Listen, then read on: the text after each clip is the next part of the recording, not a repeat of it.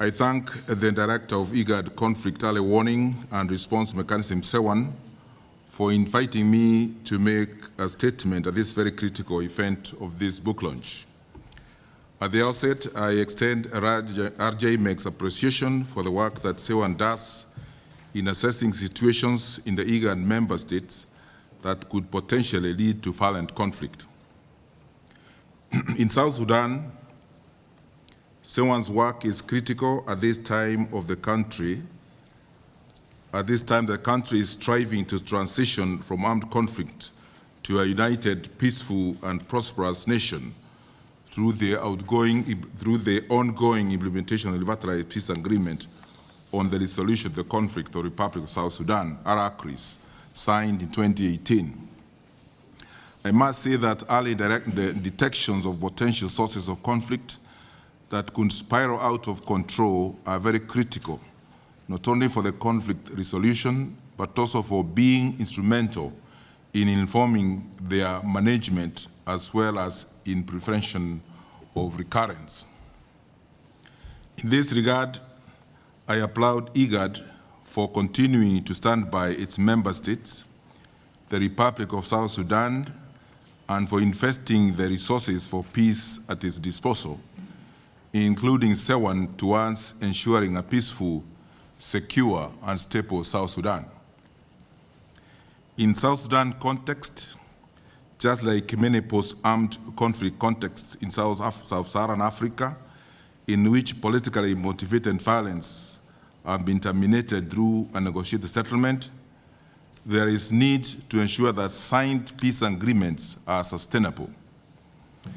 In that regard, I call upon the South Sudanese people to consider the progress made so far in the implementation of the peace agreement and therefore adhere to their commitment to peace, restore broken promises and relationships, and build trust and confidence, and inculcate political will to move the country forward. Therefore, there is need for cooperation, coordination, consensus, and sacrifice in the implementation of peace agreement for the good of the people of South Sudan in order to ensure enduring peace in this country.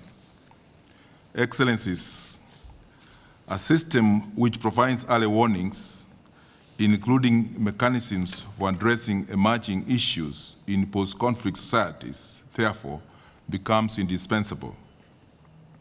Conflict early warning analytical tools become critical to contribute to the greater good for sustainable peace. In that regard, I encourage CEWARN to consider tapping into the indigenous knowledge and infrastructures for peace, such as customary institutions for its conflict early warning, response, and prevention in South Sudan could positively contribute to work of CEWARN. As RJMEC, we believe that CEWARN has a strategic role to play in South Sudan, particularly during this time.